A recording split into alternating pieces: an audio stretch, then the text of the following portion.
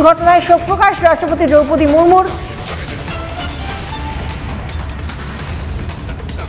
তিনি শোক প্রকাশ করেছেন। দুর্ঘটনার খবরে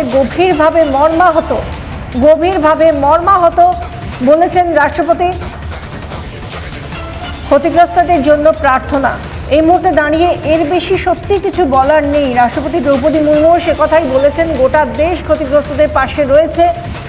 এটা একটা এত বড় বিপর্যয় আমাদের কাছে এইরকম বিমান দুর্ঘটনার বড় একটা শরণার্থীর কালে আমরা পাই না।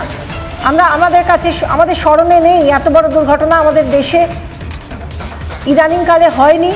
এবং এই বিমানটিরও যদি আমরা সাম্প্রতিক ইতিহাস দেখি তাহলে কিন্তু এই বিমানটি অত্যন্ত নির্ভরযোগ্য একটি বিমান। এই বিমানে করেই বারবার আসা যাওয়া হয়েছে এবং তার যথেষ্ট ভালো হিস্ট্রি রয়েছে। কিন্তু আজ কি হলো যে 9 মিনিটের মাথায় এত বড় টেকনিক্যাল ফেলিয়ার বা এত বড় যান্ত্রিক ত্রুটি যে শেষ পর্যন্ত এটিসির সঙ্গে যখন কথা বলতে পেরেছিলেন বিমান চালক, সেই সময় তিনি বলেছিলেন তার পক্ষে আর উচ্চতায় ওঠা সম্ভব হচ্ছে না, আর ইঞ্জিনের ওপর চাপ দেওয়া যাচ্ছে না, ইঞ্জিন কাজ করছে না, সেই কারণে নিম্নগামী হচ্ছে এবং তারপর এই বিস্ফোরণ।